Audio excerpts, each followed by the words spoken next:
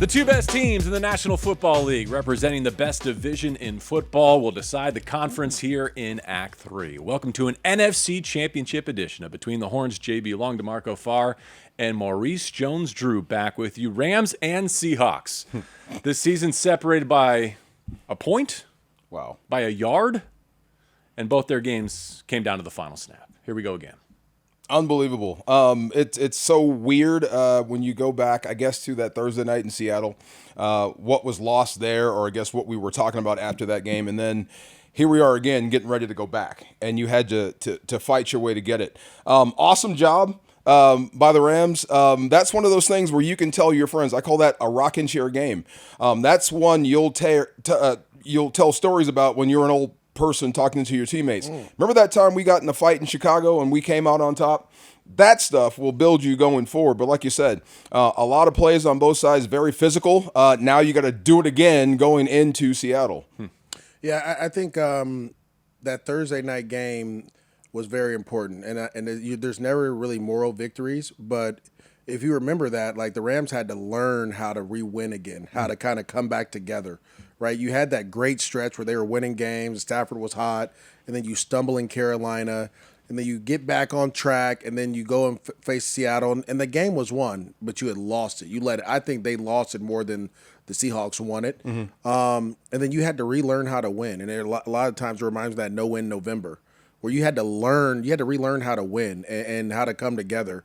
And it goes back to, I thought of Chicago. I thought of the Arizona Cardinals game in Week 18, where the Rams are going. You had this 2-score lead going into half. You're excited, and then the Cardinals come roaring back, and then you had to find. There was a couple plays that helped you get over that hump. Well, guess what? Those couple plays kind of reared their head in Chicago, right? You're winning the game.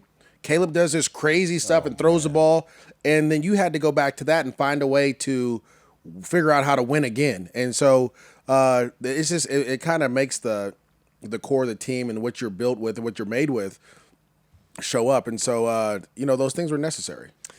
On this edition of Between the Horns, previewing the NFC Championship game, we'll dive deep on the coaching matchup, the quarterback showdown, what needs to happen when the Rams are on offense, defense, and special teams. But let's clean up Chicago, a game that probably doesn't have a whole lot to do with what we're about to see in Seattle because of all the different factors, especially Mother Nature. But I've got at least one thing to clean up, and I won't rope you guys into this, but I know on this show last week I said the offense needs to control the football. They need to protect their defense. And boy, was I wrong, because it was the other way around. Shout out to Chris Shula and Cam Curl and Kinchins and Spates and Durant and D. Will and Puna and Deswan and everybody on that side of the football that still has the Rams playing. Ty Hamilton, the guys that play like 25 snaps. It can't be just you're a placeholder. Now you got to go out and make plays and be counted on to do your job. But I was thinking about this on the way over. If I were Sean McVay and if I were a coach, and I would sit the offense in the defensive room and say, watch this tape right here. Watch these guys go at it. And they were given as good as they were taken. My favorite part of the game, and it was the most aggravating, was the time where any score wins the game, where you have to be letter perfect. And you hear coaches say this, and you've heard me say this 1,000 times on the halftime adjustments, just keep making them snap it. That last drive was the very definition of that. Keep making him snap it. I guarantee you he'll get frustrated. You put him in a 2nd and 8, he tried to throw it down the field, and you pick off the pass. That's what I mean. Keep making him snap it, we'll get the ball back. So just hanging in there. The pursuit reminded me of old school Tampa too. Very simplistic, everybody run to the football, that type of stuff. Great effort. I would show the entire team. But that's what I meant. You had to go to the wire in Chicago, and you got to gear up to do it again. That's why it's so tough to get to the Super Bowl from this spot. Yeah, I think for me, Sean coming out saying, like, I didn't call a good game, right? A lot of times coaches will say, we didn't execute, or we didn't do this, or we didn't do that. But to take that and put that on him speaks volumes to me. I think the defense did lights out. You talk about making them snap it again. That goal-to-go situation to tie the game up, you make him snap it again, and then finally you get a stop there was huge. But at the end of the day, I think it was about finding a way. You said that at half. The halftime adjustment was, we're going to find a way to win this game. And when you're in the playoffs, I think Stafford said it best too. It's like, yeah, you play well, you throw for a lot of yards, and you lose.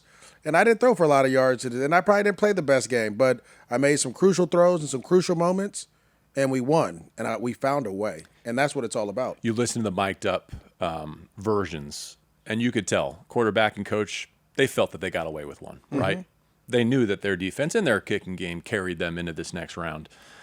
And then on Monday, I think when we drilled down into it, I heard Sean say that it was largely because of mistakes, missed assignments, and there were some runs that became passes. And I'd love to dive into that presentation from Dennis Allen and the Bears, who I think had a really good game.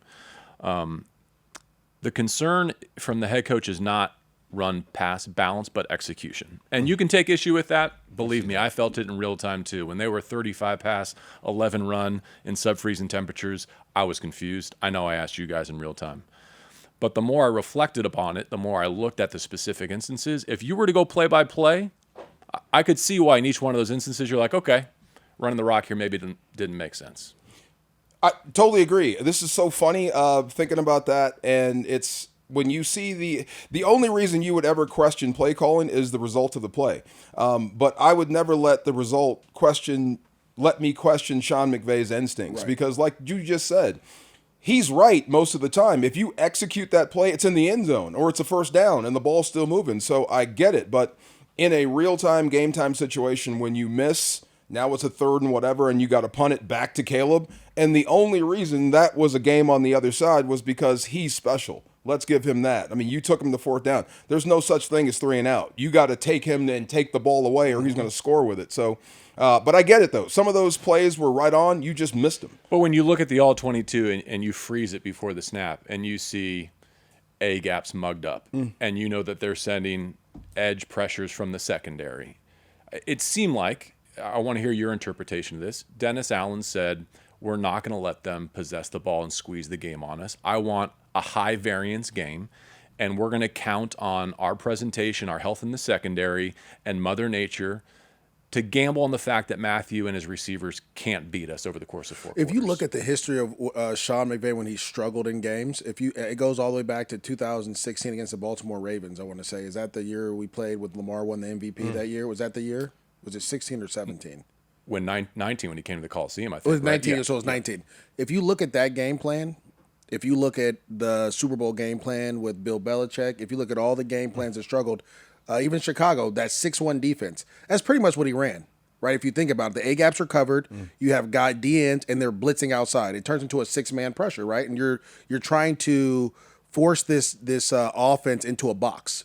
And that's what he ran, right? But he was a little bit more aggressive than what the other guys had did. He's saying, we're going to force this into a box. You're going to have to make the throw in this windy weather, this cold weather, and then we trust that our guys are going to go make plays. Remember, they're an opportunistic defense, so they're going to go get interceptions. And so watching that game plan, we were having that conversation in live time. You're like, Matt, I feel like you should run the ball. And I'm like, I would love to run the ball in these situations, but when you're blitzing the edge, there's nowhere to go. Like, everyone's caving in gaps. Receivers aren't going to be able to pick up the block because the DB's already inside of them. And so, like you said, it's just about execution, but he just ran I think Dennis Allen, when you go back and look at it again, he just ran a different version of those defenses that gave the Rams a little bit of trouble early in Sean's career. Same stack, different personnel. Exactly. Yeah, and so it just ends up those guys starting a different spot, but they end up in the same spot. And so to me, I thought the Rams had answers. I thought there were some execution problems. But like I said, in that crucial moment, when he called timeout and he saw it, he made the right call at the right time. And that's what this game is about. You can play 160 snaps, and it's only one snap that needs to be executed the right way that can win you a ball game. And that was what happened in overtime, is that they sent the blitz. Sean saw it, calls timeout. We're like, why did he call timeout? Like, they were, and then he made the correction, and he made the correct play call. He put his – remember before that, too, he had threw the ball to 2 or 3 guys that were in that number 3 spot. I think he threw it to Parkinson one time. I think he threw it to Puka early in the game to kind of get him going. And he was like, okay, if you want to blitz and you want your safety play at 12 yards or 15 yards, we're going to put our star player here at number 3, and they're just going to throw him the blitz release route, and then we're going to catch it and go.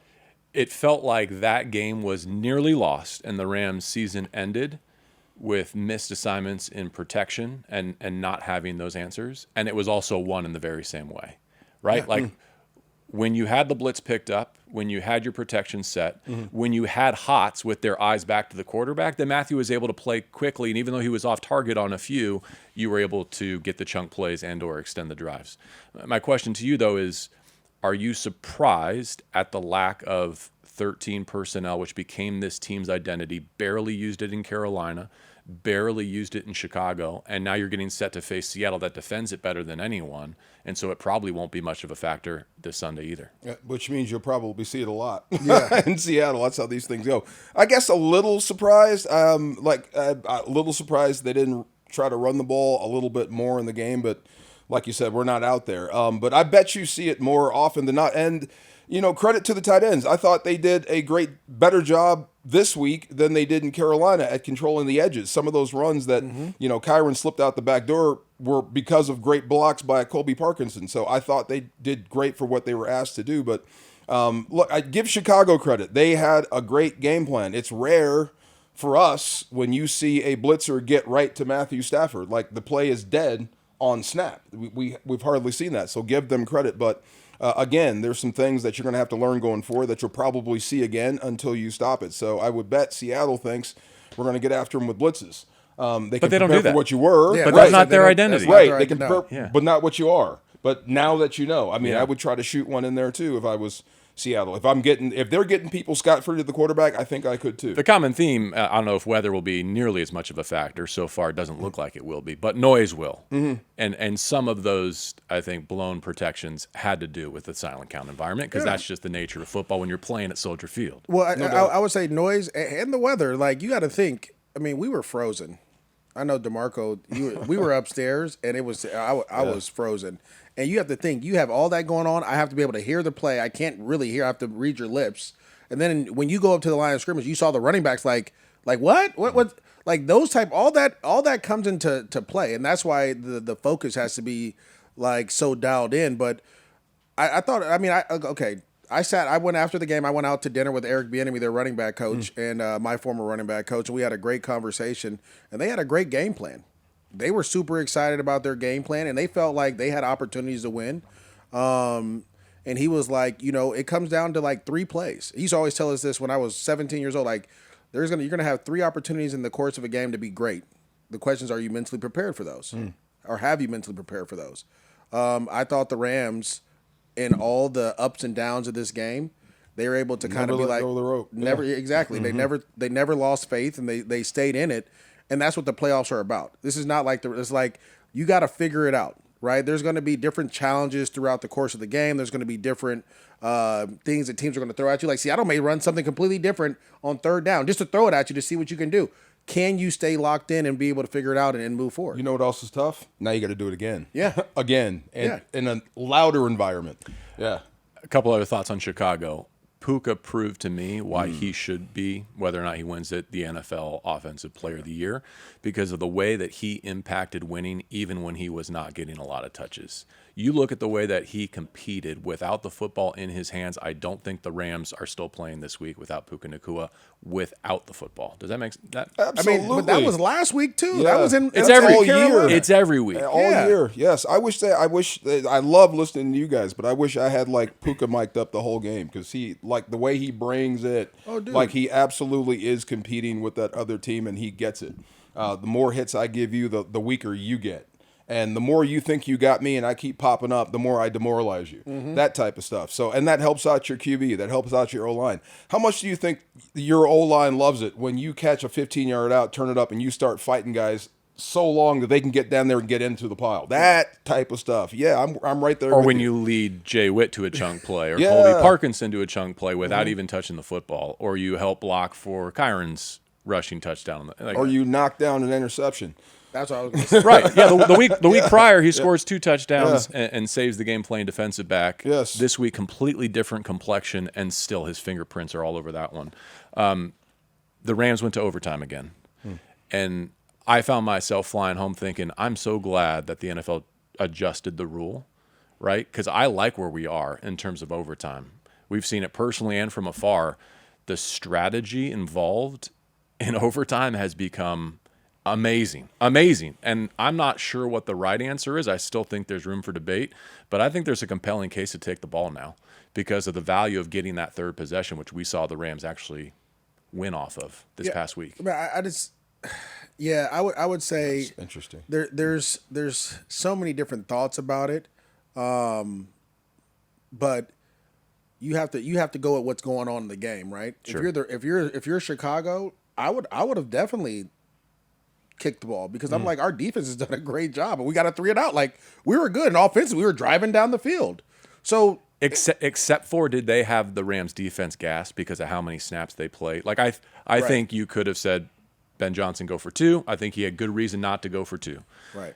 I think the safe thing or the consensus thing to do is to go second, to kick it off, right? Because then you know what you need. And if you need to be in 4-down mode, you have that advantage. Or I got them worn out. Or I've got them worn out. Yeah. I've got my home crowd. And I think that third possession, if you do play it to even after 2, to get that third possession when any points win. That's rarefied. That's Anyway, it beats that's the no heck out of a limit coin poker. toss Yeah. and like I want it first like because a field goal wins. That's no limit it's so poker. much better than where I'm, we were I'm glad previously. they did that. Me I too. said, I just think every game is different. It's like a snowflake, right? Yeah. But it's just that the course of that the way that game was flowing, it was a weird game. Like I heard Ben Johnson talk about. They asked him why he didn't go for 2, and he was like, "Well, our inside the 5-yard package didn't do so well, right?" So he was like, "I just wanted to go ahead and just push it going forward." And then if you're the Rams, you're saying you get the ball first, you go 3-and-out, and you win this game. Right. How does that normally doesn't happen, right? Because the momentum is on the other side. So again, it's just so many different ways. I just think the game played out a little different. Strong enough to fight against your instincts as a coach. I want to go for the throat. No, let me kick it. I was just about to say dropping from your 14 to the 40 and throwing a touchdown pass doesn't happen either, too. So Brett Favre, the only other person in the world that can do that. I remembered you said that pregame. I was Yes. like, that's such a good comparison. Yeah. And then the way the game played out, I'm like, man, DeMarco compared him to Brett Favre about 4 hours ago, and he was spot on. I feel bad for Ben Johnson in this respect. It's hard to coach a guy that can do that. It really is. It really is. He thinks he can make every single play, and he just did. Now, what do you tell him? That's the worst part. That's what I'm saying. Right, and he did it. Yeah, Wow. that's You'd almost rather have the tape that says, Yeah. we're never doing this right. again. Right. He just it's scored. over now. That's like another 3 years in his head that he's gonna be able to try to make that throw. All right, let's turn our attention to this week's opponent, and I would argue the most complete team in the National Football League. Offense, certainly defense, definitely kicking game. The Seahawks haven't lost since Week 11 at SoFi Stadium. It's hard to beat a great team 3 times, so maybe that's the silver lining of coughing up a 16-point lead in Week 16 Thursday Night Football. Is now the Is Rams it don't though? have to. They just got to Is beat them it? twice. Yeah. Beat them a second time. I mean, I think in both games, the Rams controlled the game. I feel like, and I said this earlier, but I feel like the Rams lost that game more than Seattle won it in Seattle.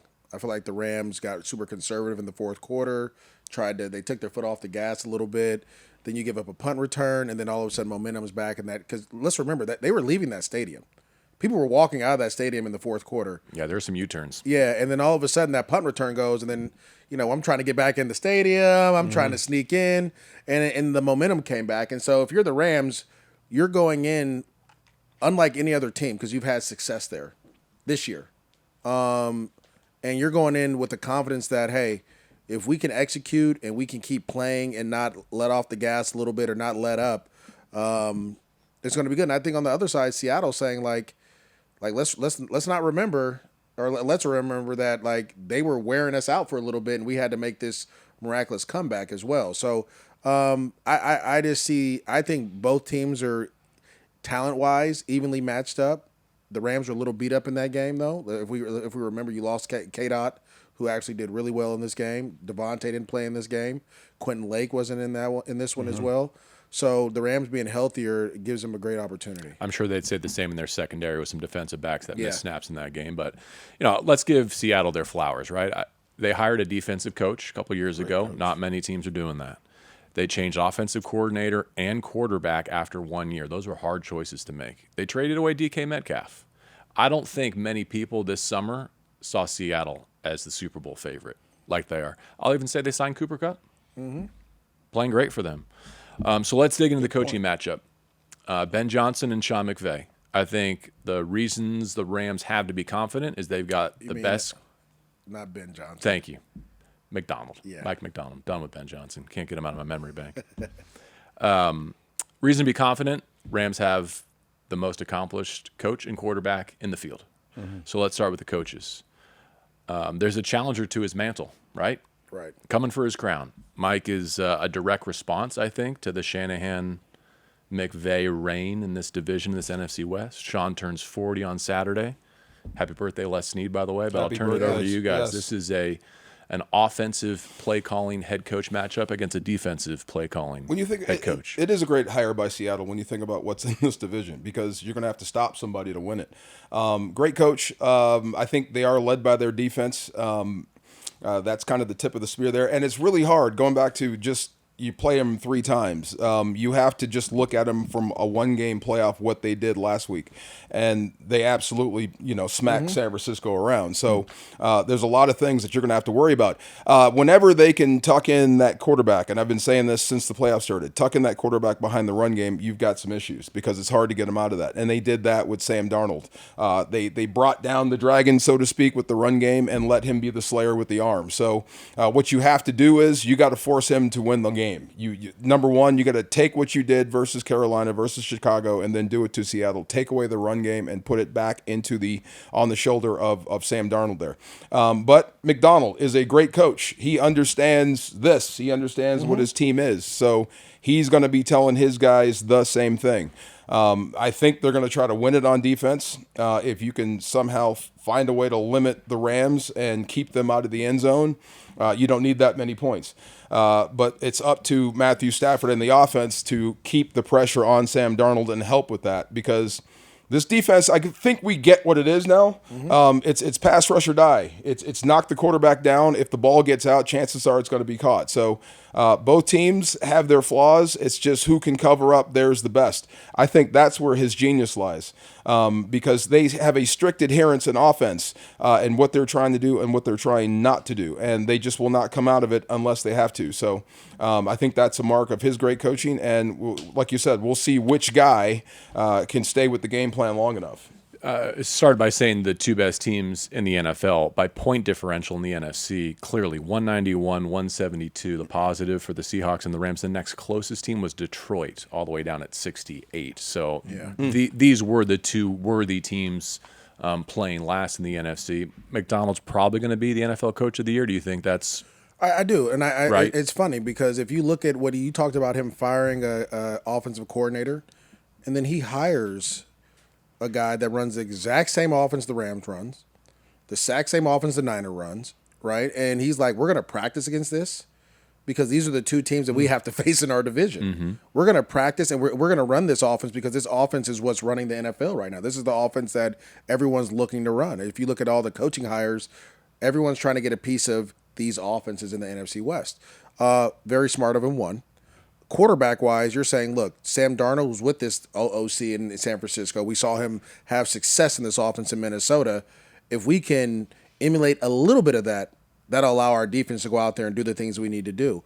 And so I think he was playing chess more than checkers in that situation, because he gets to practice against this offense. He knows the ins and outs. He knows where he's weak defensively, but also he knows his defense is really good. The Leonard Williams signing is huge. Obviously, Byron Murphy, what he's doing now, like signing DeMarcus Lawrence, right? Leaving Dallas, like trading for Shaheed. Yeah, trading for Shaheed. Those are big. That was probably the biggest move this year. But a lot of those moves were built for him to learn how to stop these offenses. And you're seeing the fruit of his labor and his ideas that are coming to fruition now. But the thing about McDonald that I love most is that he empowers his players. Sean does the same thing. That they empower their players to go out and be who they are. When Ernest Jones says, after Sam Darnold throws 4 interceptions against the Rams, like, we don't care. Like, Sam, be you. You know? Like, I'm the opposite because I care. You know what I mean? Like, I'd be like, yo, we can't turn the ball over. But when they have that trust and ability in their guys, you see it. And so, to me, that's what makes him the coach of the year, is that even with Sam's flaws and the turnovers that he has in games, they still find ways to win. And they're still a really good team. And they don't take Sam away from being Sam. Still be aggressive. Still make those throws because he's going to make one or two throws. You're like, oh, my goodness. Like, what was it, like 2nd and 19? He throws a corner to Cooper Kupp against the Niners, and it's like 21 yards. But he put that thing on a laser right between the safety and the corner. So it's like, yeah, he's going to make those throws, and you're going to have to live with the good and the bad, and we're okay with that. And so to me, that's what makes them so dangerous, where a lot of teams are the opposite. A lot of defensive coaches are saying, no, don't turn the football over. Yeah. Let's run the football. Let's control the ball. We'll win it on defense. He's saying, no, be aggressive on offense. Do your thing. Call your plays. Be who you are, and we'll cover up if we need to. I could be Seattle's OC. Throw it to 11. Right. Hand it off to 9. There you go, right there. Yeah. That was well said, Maurice. And part of the reason I wanted to start with the coaches in this matchup is because they're the architects, right? They set the tone. They drop the game plan, but they also hold the pen. And when you were describing the handful of plays that decided Rams-Bears, if history repeats itself in Rams-Seahawks, that's going to be the case again this Sunday. And so that's where 4th down decisions and clock management and time management have the power to earn you an extra play, if not possession. And I think that's where the coaches have to be letter perfect. I think that's where they can guide their team to the Super Bowl. Let's face it, to go back to Ben Johnson, I think he erred with his timeouts on top of the 2-minute warning in Chicago, and the Rams did not take that opportunity. 3rd down and 10 to win the game with 2:07 on the clock, and you run it into the 2-minute timeout. I think that was a missed opportunity. Just like got away with one. Just like to be at the 50, Chicago's the ball at the 50, and you get it back with 13 seconds and 2 timeouts left. I think there was another way to deploy your resources to give your team a chance. And if that opportunity presents itself this Sunday, one of those coaches, if not both, have to be letter perfect to give their team a chance to play in the Super Bowl. I totally agree. Yeah. Yeah, I mean, there's it's hard in that moment. Oh. Right. And I think that's the hardest part because when you're in it, I remember Dirk Cutter, my old OC in Jackson, used to talk about calling plays on the sidelines and how there's so much emotion going on. Mind you, I'm 22, so I have no idea what he's talking about. But he's like, there's so much emotion going on and people are yelling and screaming and coaching and all this. And I have to dial in and call the play. As a head coach, not only you have to dial in and call the play, you have to know the situation. Mm-hmm. You have to be able to be, like you said, letter perfect with all this chaos going around you. It's such a tough situation, but both coaches have it because they both call the plays. Yep. Right? McDonald calls on defense, Rashawn calls it on offense, and so it's very unique, I think now, and it's a trend that a lot of coaches are going to. But I feel like someone has to be in his ear to kind of help him through that. Because if you're asking him to do all that, it's unfair, right? To be letter perfect in the situation of how to call it, call the perfect play with all this chaos going around, understanding the down and distance, what they want to do, how they want to do it. Like, that's I don't care how good you are. That's just that's a very tough deal. It's football, man. I mean, it's decisions. It's how you decide to play Caleb Williams when he's on the move on a boot. Yeah. Do I attack him upfield or do I go for a sack? You know what I mean? It's all that stuff. When you were describing that, the first guy that came to mind was, you guys remember Charlie Garner? Yeah. Okay, I misplayed, and he hit one like a scalded dog, and I just kind of dove out because I am dead wrong on this, and I caught his foot and got him down for a +5. It should have been a 60. And I'm thinking, my God, did I get lucky on that? I'll never do it again. So everybody has to make those choices. So you do the best job you can in the moment, and then you try to live on the rest. But I am with you. That's one of the things on both sides I bet they wrote down. Next time I may go for 2 here. Next time I may try to freeze the kicker on that and not let him just have a walk into an easy field goal to beat us. Same thing with Sean McVay. He said it right after the game. I think I may have to come up with a better play in that situation. But in that moment, that's the best thing you did. And we're going to live on the results. No matter what play you send in, you're going to have to believe in it and trust on it. Like I said, regardless of result, I still trust the instincts of that coach. He's trying to win the game. Now, it didn't work. Let's try something else the next time. Yeah. But I trust his instincts in those moments. Because he's got the quarterback who can make it right no matter what. And let's go there next, because the next most influential pairing, Sam Darnold and Matthew Stafford. And again, a reason for the Rams to be confident. They've got the best quarterback in this game and in this field. And that's why this feels like such a monumental moment and opportunity. There's no MVP left, besides for Matthew Stafford, perhaps. Mahomes, out. Lamar, out. Allen, out. Stidham, in. Yeah. Like, not to look past new Hostetler. anyone or anything, but you're one of the final four, and you got Matthew Stafford. It's time, bro. It's time, yeah. It's time. It's time to go out and take that game over. And like Caleb made magic happen on fourth down. Stafford is the same, except he's not going to run. He's going to do it with his arm. But it's time, and you're going to need to make those king moves on that chessboard you were talking about, because Seattle's going to bring it, and they've got a lot of headhunters out there. So just these little subtle moves, you are playing against the entire defense.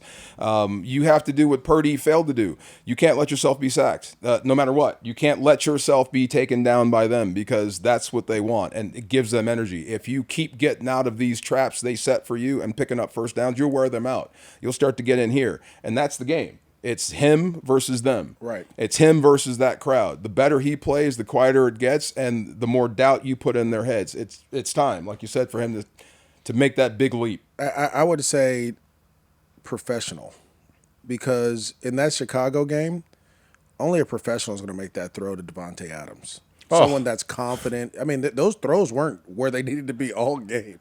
And that one throw at the end of the overtime throw to Davante, where you put that thing on the sideline, you can't step into it, and it gets there, and a guy that had a couple targets, only one catch before that, is able to catch the ball and get both feet in the ground. That's the epitome of being a professional. Robin From Hood the shot. opposite hash against your feet. Right. Yes. But that's professionalism, right? Because See this? Don't ever do this, kids. but it's not even that. It's just the way that game was going. Most guys would shy away from that throw. You know what I mean? Most guys would be like, I don't have that in the bag. Yeah, it's not here today. But all the work that you've put in, all the confidence you have in your abilities, and then in your guys to make that throw and to get it, that's the difference. Because, and I think that's always been the difference with Matthew. The difference with Matthew Stafford is he doesn't shy away from he doesn't shy away from the trying to make the throws that need to be made. Where, like, I've played with some quarterbacks, and I've seen quarterbacks in this league that'll be like, nah, like They turn it down. Yeah, it's not working for me today. I don't want to put us in a bad situation. He's like, oh no, it's working. Like, it might not have been working. It's still going though, and I'm going to make this throw. And so those type of things matter, because we were talking about on the broadcast, like for Davante, to not have the targets and the catches and the things that you want, and then you come up with two of the biggest catches that the Rams need to take the lead, and then obviously to go in and overtime and to move the chains. Big time. That's hard for a receiver to do. We could talk about A.J. Brown against the San Francisco 49ers. I think he'd be pouting. Passes that all those passes he dropped was because he wasn't getting targeted, right. And then he got in his head, and so that's just the difference, and it goes back to Sean, right, and how he coaches his team and how he empowers his players, but then too how these players have so much confidence in what they're doing. Right, and then this game, it's all about beliefs and confidence in yourself. Because again, you know, everyone's talented, but it's Davante's like, I made this catch 1,000,000 times. Here it is. Doesn't bother me one bit that I haven't caught the ball. We're rolling, you know? And so I think that's going to be the biggest difference going into this game, is that there's going to be, I would say, 1 to 3 throws that Stafford's going to have to make into a tight window. And he's going to have to complete it, and the receiver's going to have to go and get it. And you have the guys that do it. I completely agree with that. Like, contested catches decide this game. Maybe it's Terrence Ferguson. Maybe it's Davante. It's probably Puka. All of the above. But as good as they are defensively, those keyhole shots and the ability to convert them. That throw to Ferguson, come on, man. Come on, man. I mean, he was wide open, but the way to get it to him like that, I would have dropped it because it would have scared me. Because I would have thought it was going to get tipped. And just hit him right in the throat. I was like those type of throws are going to be needed in this game. And again, you have the guy that can make those throws and the guys that can go and get it. Two areas I want to highlight here. In the postseason, Stafford under pressure has really struggled, and Seattle was all over Brock Purdy, like you documented. Also, the downfield passing game has gone begging. 1 for 11 on throws beyond 20 yards. And I understand there's built-in reasons in each of the games so far, the finger in Carolina, the wind in Carolina. Obviously, the conditions that they just faced in Chicago. Maybe those games have no bearing on what we're going to see Sunday, but the mentality of Matthew Stafford that you just described, the ability to purge it and get on to the next rep of the next game, is why I think none of these stats that we could throw out here on this show matter, because he's seen Mike McDonald's defense in the Seattle Seahawks, and he knows what he did against them without Davante Adams last time. Well, you also got to go back to the first time they played each other too, right? Remember the first time it was tough sledding. It was uphill His battle. lowest passing game of the season. And then you bounce back, and it's 500 some yards of offense and 37 points. And so, it's I would say this. It reminds me of a boxing match. I forget what it was like. Pacquiao versus someone 3. You're a boxer. Marquez. Yes. There is no more game plan. We're fighting. It's just a fight. At this point, it's just like, bro, knuckle up. We don't need the gloves. We're just going to walk out in the street and start that because we already know who we are. There's no, I can't game plan for you. I think the same thing for the Rams. I'm not going to fool you. Yeah, you have seen everything we've done. We've played twice already. So it's really going to be who wants it more and who executes better, right? We're going to run the same plays. You're going to run the same defense. Like you said, you are who you are. Mm-hmm.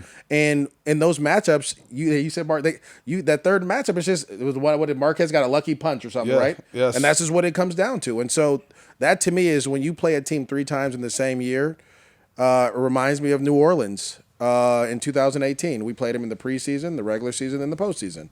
You are who you are, right? And you just have to execute better than the other one. Now, there's obviously a call or two in that game that may be in the history of the NFL, but that's just what it comes down to. We're not going to go out there and trick them, right? Like, there is no tricking. Like, Matthew Stafford's going to drop back. There's going to be play action pass. We're going to run the ball. We're going to be in 13 personnel or 11 or 12. These guys are going to run these routes. Can you execute to stop it? Then on the other side, they're going to rush forward. Those guys are big, strong guys, and they're going to try to generate pressure with their D tackles and collapse the pocket. And every now and then they're going to have Eamon Uri on the line of scrimmage. He may come. But are we ready to execute our game plan, know exactly what they're doing, knowing them better than they know themselves? I think this is Davante's moment, too. Let's stick with the Rams offensively, and we'll get to Darnold and the Seahawks in a bit. He's a Ram because of this moment, I would argue. He's come up short in 4 NFC Championship games, including one head-to-head against the Seahawks. As I've said previously, he didn't choose the Rams to pay taxes in California. He chose to came here to cement his legacy with the championship, and he's on the doorstep, and he didn't get to play this game last time. And the memory of him warming up pregame with that hamstring sticks with me. I think it was said publicly that he was frustrated by his inability to play in December. This is the moment. Now's the time. When you said professional, like talking about Stafford, just be professional, the first guy I thought about was Davante. If you want to know how to be a receiver in the National Football League, just watch him. Do what he does. Dress like he does. Mm-hmm. Work like he does. Like you said, to be in the game for the entire game when the game's not coming to you and be ready for your moment, is teaching stuff. And he's there in the locker room right after the game. He was the first offensive guy to go to the defensive side of the room and say, "Great job, defense." That's cool. It's not just us over here. Right. It's great job. We won the game and we moved forward. And he answered questions as if he had caught 10 balls. You know what I mean? He's that professional. So, yeah, I mean, at some point it's going to fall to him to make that contested catch. It's going to fall to Stafford to make that throw in this game because Seattle's not going to give you an inch. I have to give Ernest Jones a lot of credit. He is that sideline-to-sideline cleanup tackler dude that has more assisted tackles than solo. That means he's everywhere. You know what I mean? Same with Nate Landman. So this will be a test. You're not going to fool him. You're going to have to fight through him, and you're going to have to make plays. Outside of Puka Nacua, the guy you would think that would be your best playmaker would be him. Either get open after the catch or do something miraculous in the end zone. So he's going to need all that to get past that to quiet that crowd. K-Dot is back. That means a lot to him, and I think to this offensive line. The Rams were not able to run it very effectively the last time we went to Seattle, but I think that missing right guard was a big piece of the puzzle. Yeah, I mean, I thought he played lights out this game. I just think he brings a different energy, and nothing that Dedes did wrong because he stepped in and played, had great reps, played really well. Part of the reason the Rams are where they are now. But when you get those 5 guys that have been together. Mm-hmm. Like, offensive linemen are weird, by the way. I want to make sure we just put that out there. Like, they work in unison all the time. They're a tribe. Yeah, exactly. Like, it's just like everyone else kind of running backs, you kind of do your thing over here. Like, offensive linemen, they're always together. Uh-huh. They're always together because they have to work together. And so when one guy goes out, and no matter how good he plays, it's just not the same. It just doesn't feel right. You know what I mean? Like, he's in there rehab and we're eating and we're doing this and we're doing that. I mean, we go to lunch here at the facility and you see all the O-linemen at one table talking. Right. And so that is kind of their bond. So to get your guy back, right, you can see the play step up. You see guys locked in, ready to go. I mean, again, having him back is going to definitely help in the running game, and it's most important, it's going to help with not allowing the Seahawks to penetrate the pocket from the inside, which they do with Farr. As well as any defense. Yeah. Like, their personality doesn't change. You can throw whatever personnel groupings you want at them. They're going to rush for, play zone behind it.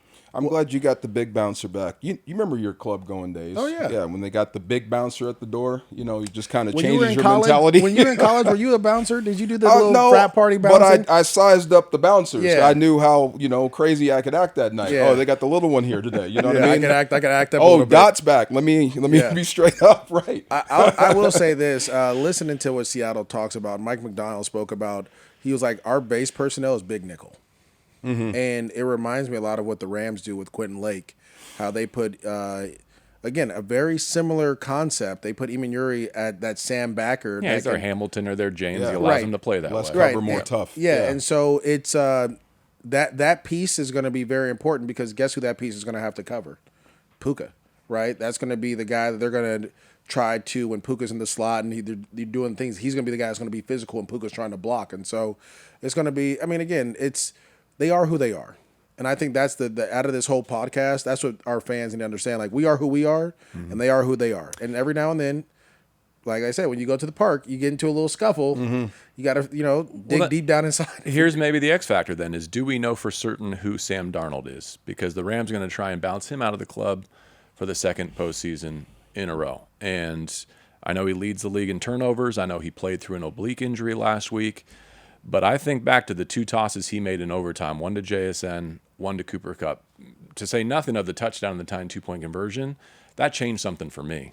Oh, yeah. The way he responded in that game on Thursday Night Football and brought his best in crunch time, that felt like a corner turn. Now, maybe they tried to hide him a little bit against the Niners and protect him because of that injury. Right. But the other side of that game was, the Niners would have two critical errors on the same play when they were trying to run the football, and that kind of helped. Sam Darnold stepping into the breach and throwing the football there. But, I mean, when tested, and you got to put him in situations to where the game is on him, to where he can feel it. And then, I don't think people change about who they are. And he did play great down the stretch. But I would bet that if you get him in those situations, that's exactly where I want him, because I think he'll make a mistake. But there's still a greatness streak in everybody. He saw it, and they think this is their year. So the one thing, no matter what lead you had against, I bet on that sideline they were thinking, we're only 2 plays away. Let's get this punt return. Let's get one more stop, and we'll move it. That's the X factor. So it's in there. But we'll get there. Whole special teams. But I would say put Sam Darnold in that situation. It's the exact opposite of Matthew Stafford. If you put Stafford in that situation, guaranteed he's going to beat you. Let's see if Sam Darnold can do the same thing. And I would be less confident. But now we know he did. He can. We saw it firsthand. That was, 3 8-point possessions. No, that's different. That was awesome. I will say it was awesome to see that in person from a 30,000 view, not as a. I hear you. But it's just wow, that can happen. When you thought you had him beat, yeah, you turned him over a couple times again. But it's like hit the gas on you. But a lot of times it's like he could do that, but then he could be the other guy too. Close to making plays on him. He could, he can be the other guy too. That's what I'm saying. I think that's the thing. And again, I don't want to Sam Darnold is very talented. So much so that he's like Caleb Williams, where he's gonna try to. He can believe he can make every throw, and he's gonna make those throws. He's gonna put the ball in harm's way. Can you go and make those plays? Please, right, Sam, play like that. Caleb. But that's what happened in Chicago. Is that Caleb believes that he can make. Brett Farr believed that he can make every throw, and that's why he led the league in touchdowns at one time and picks. Right, and that's just what happens. And so I think with Sam Darnold is. Yes, he can do that. He can do that, but he also can be the guy last year. He can also be the guy, he has 7 turnovers against the Rams in this year in 2 games. He could be that guy as well. The joy in your heart if the Rams get through 2 former USC quarterbacks on the way to a Super Bowl in Santa Clara. It's less about the Trojan quarterbacks. It's more about UCLA doing such a great job recruiting right now. It's an exciting time. Actually, tonight, side note, UCLA's at my house tonight to go recruit my son, so I got to drive home after this. We got a big time. We got big things coming. Let me get your thoughts on the running back situation before you start to make that drive. Aside from picking up a 2-point conversion in the end zone. Charbonnet was leading them in touchdowns. Out for the year now with an ACL. I think that's a big loss, but I also think Kenneth Walker was their better back, has had great success against the Rams. And so if they just ride him for 4 quarters, I'm not saying they won't miss Charbonnet. I'm just saying I think their better back will get more snaps. They'll miss him. I mean, they were a great 1-2. I was going to ask you, when you were part of a 1-2, when you lost the 1 or the 2, what did that do to you? Oh, man. That rhymes. It got me paid, but I mean, in the game, in the situation. Yeah. No, it's different. It's just a different mindset. I remember being the second guy with Fred, and we, very similar. You go series, and you have certain plays drawn up for you, and you're fresh while the defense is out there tired tackling the other guy. And I think, to be honest, that's Kenneth Walker's success came from Charbonnet taking a lot of the plays and kind of wearing the defense down. That he comes in with a different deal. We have to remember that Kenneth Walker normally gets banged up, right? And that's kind of been his knock.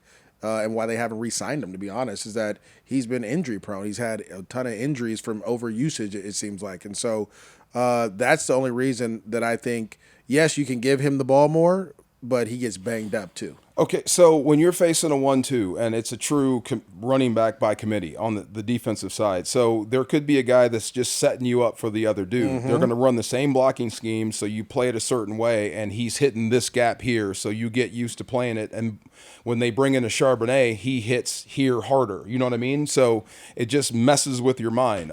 So that's going to hurt them, help you, because it's only going to be one way. And the more you see Kenneth Walker or any one running back, the more you start to chip away at what he's trying to do to you. You know what I mean? Okay. If they have 2, it just keeps you off balance. So it's going to hurt them. It's going to hurt them toughness-wise. But I still think that Kenneth Walker is a rolling ball of butcher knives. He's a dude that's the last guy you want to face when they have a lead, because you won't get the ball back. If I could break down their running styles and why it works so well, Charbonnet is going to keep it front side majority of the time. So if the play's going right, he's going to stay on the right side. Running on rails. He's going to keep going right. If it's going left, it's going up the middle. He's going to go to the problem with Kenneth Walker is he's going to go right. He'll stop and go back all the way left. Yes. He'll stop and cut up the middle. He'll stop, go left, then go back right. And it works one well. Play, Barry on the next. Yeah. And so that is what makes them so dynamic is that and if you go back and watch the game against the Niners in San Francisco, Charbonnet takes a cut and just runs right outside. There was no one there. The reason being is they were all playing the backside cut because Kenneth Walker ran the same play a couple plays before and he cut it back. So they were all playing backside. And that's what messes up the defense. And like DeMarco said, and I've heard this from defenders too, the more I play against you, the more I know what you want to do. If you go back to when Rams played in Seattle and Kenneth Walker broke that long run, it was a wind back play where he cut back and he went back. It was starting left, he came back right, hit a hole and was able to go the distance. The Rams were playing against Charbonnet that drive before, and they're all playing over the top, right? And so I just think, again, the more the Rams play against him and his style of play, then you'll really understand kind of like, okay, we have to have guys on edges, on both edges, right? You have to have the guy on the front side of the play and on the back side of the play ready to make the tackle. With the Charbonnet, says you got to have guys on the front side. Charbonnet, stay on the block. Yeah. Kenneth Walker, get off fast. Yes. That stuff. Yeah. Including the win over the Rams in overtime, at least 160 rushing in 4 straight games, 8 rushing touchdowns over the last 4 games. That's what's clicked for them. That's what's turned on. They're asking way less of Sam Darnold, allowing him to just take his vertical shots while they run the ball effectively. Charles Cross at left tackle is a question mark. Who his backup will be is a question mark as we have this conversation on a Wednesday.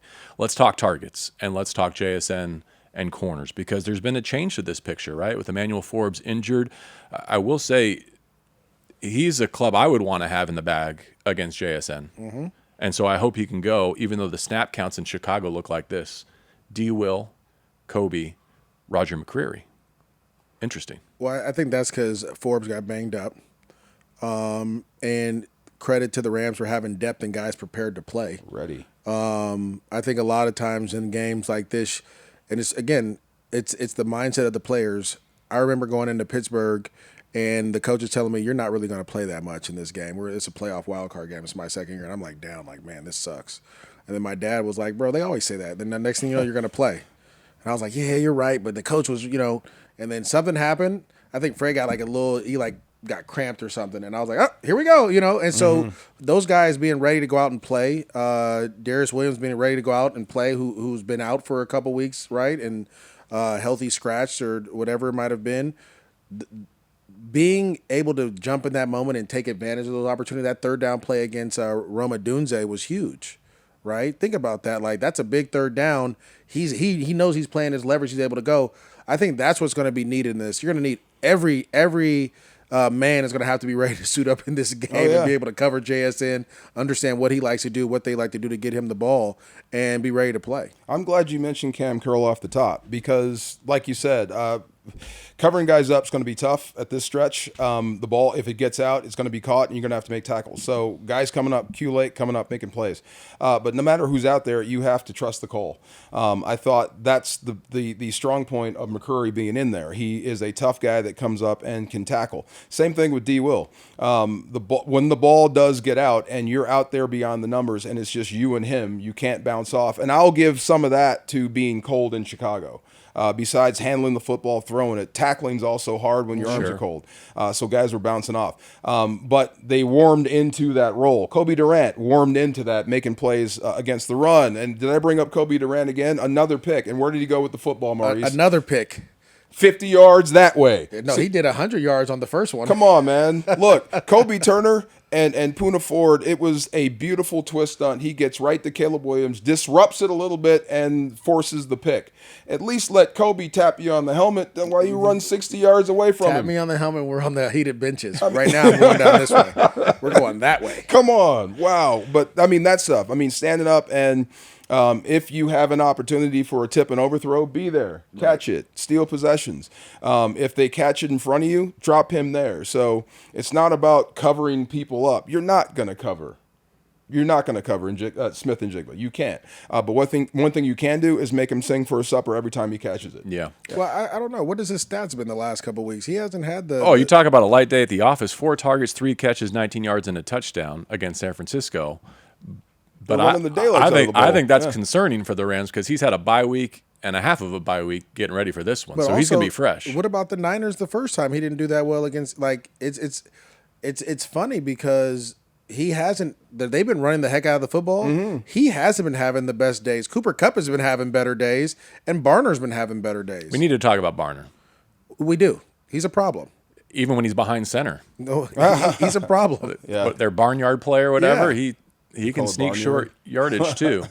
But that, Josh Wallace had a pick in that last game, but this is a Quentin Lake game if there ever was one. Yeah. I mean, I think for multiple reasons, you're going to have to be strong enough to cover Barner in the red zone, and then you're going to have to, your old buddy Cooper Kupp, you're going to have to lock him up. I will say this, and I just speaking on the defense in general, those 2-point plays, the last 2-point play. It's funny because that Friday, Saturday, everyone's talking about it, and the Seahawks were saying they saw something. If you remember that last 2-point play, the guy kind of blocked and then released out and they threw him the ball, have to have our eyes on that because they're going to test that to make sure that you've fixed your coverage, right? That's just part of this game is to make sure that you've fixed every issue that you've had. It goes back to when the Chiefs beat the Philadelphia Eagles and they ran the same play twice and they scored touchdowns on it. And they're like, we saw the Jaguars do it against them and they couldn't cover it. So you have to know going in as a defense that everything that we have to do, we have to be very sound on in the back end because they're going to test all our rules and everything that goes on. It's so funny because you're in January. You've been doing this a while, bro. You know what meetings feel like this time of year? No, I don't. I've never been here before. Okay, well, I mean, it gets late and you're doing the same stuff, and when they show you and they're going over responsibilities and you already know this stuff, you may get bored. But, hey, no, you have to talk through everything. That's what I was talking about. You were talking about. I was thinking about because it will catch you on game day if you fall asleep for a half second because they're watching you too. Hey, this dude falls asleep on this every time he sees it. We can get this. We'll save it for him, and then bang, it happens. So you have to be letter perfect. And the coaches have to talk about it and make sure that you understand it. Are you hearing me when I say this? When you see this, don't fall asleep. All that stuff matters right now because, like you said, one play can decide your entire season. All right, speaking of, we've saved the best for last. The kicking game has decided both of these matchups so far. I can color it any which way. Ethan Evans' punts have decided both games. One at SoFi was downed at the 1, led to a missed 61-yard field goal. Another one was returned for a touchdown, cost the Rams the game. Shaheed does not get to play. Not on Let's special start there, teams. right? Not on special teams. He cannot touch the football on special teams, right? Ethan Evans, kick this into the 17th row. Whoever's back there, just kick it as far as you can. And then on punt, I don't care if it's a 30-yard punt. Kick it out of bounds. Okay. Everyone says that. You know he's going to return one, right? No. He is. No. He's going to return one. No. The best laid plans, and I've been on punt team to where we say you have to stay away from guys. And doing this job when Patrick Peterson was this guy, we have to stay away from him. And then the ball winds up in the middle of the field, and he's got it. So you can try, but eventually you're going to have to get him on the ground. He's going to get a return. We will prepare to do that. Yeah. But you just how you said locked in. Yeah. Like if I'm the coaches, I'm walking by. Hey, out of bounds. Okay. Here's a note card. It's gonna say This game out of bounds. This game is probably in Inglewood if they punt it out of bounds. Easily. Like, but that's the thing. When you have Yes. such a dangerous weapon like that, you have to do everything in your power. And again, a personal story. I played at UCLA. We went to Oklahoma, and they had a kid by the name of Perkins. We had Chris Cluey, who was one of the best punters I've been around. Chris Cluey, we told him in the middle of the game, okay, the guy's already turned 2 punts. Let's not kick it to him anymore, right? They put me at gunner with another kid at gunner. We're freshmen. We're running down. And this guy kicks it down the middle of the field. And guess what? In punt safe, he took it to the house again. There's always a mishit. He was so you're right. But they weren't on him about kicking it out of bounds until the next week, right? Like you have to make sure that he understands how important he is. There's going to be times. Just make sure that your guy is good at angle punting, because if you try to stay away from a guy, and I get you, he's dangerous. You should, right? But the next thing you know, you've got a 20-yard punt, and you just handed him field position. That's what I'm saying. That's better than him running down the field like he did against San Francisco to start the game. I got you. Go cover. Yeah. Mevis has only missed this season in the closing minutes the last time we were in Seattle. What a godsend he has been, including the walk-off winner in the snow in Chicago. Yeah, I mean, that decision was a hard one, right? If you draft a kicker, you work with a guy. You know, we were talking about the kickoffs that Cardi had and what he was doing. But to make that decision was huge because we talked about it. Like, these games going down the stretch are going to come down to a point or 3, right? And you have to be able to be comfortable with making these kicks and these extra points and these field goals. And to see that this last game in overtime come down, and you talked about Ben Johnson not icing him. Like, to make that kick, that was a high-pressure kick, man. Big time. People, we were sitting in the booth, people were screaming. When that thing went through, you said it. You could hear a snowflake land on the goalpost. It just shut the crowd up. And to have that, I mean, that just continues to build confidence in your team, and then your players building themselves, and then you building your kicker. It's hard to shut a Chicagoan up. Oh. It is, and he did. Just wow. And the thing I liked about it, and I was surprised about the Bears not freezing him. The thing that was cool was watching him on the sideline. I don't think he took a warm-up. He was ready for the moment. Oh. And then when you talk to him post-game about it, hey, how did you feel in that moment? He goes, that's why they brought me here. Whoa. That's exactly what you want in your kicker. The right mentality. He's ready for the moment. Coach, let me go win this thing. Boom, straight down the middle. No ifs, ands, or buts. Let's move on. When you have a kicker that has that ice water in his veins, it just makes you feel confident that if you can get down to a certain situation, not only can we send him out, he can win it at any moment. Without a warm-up, too, is crazy.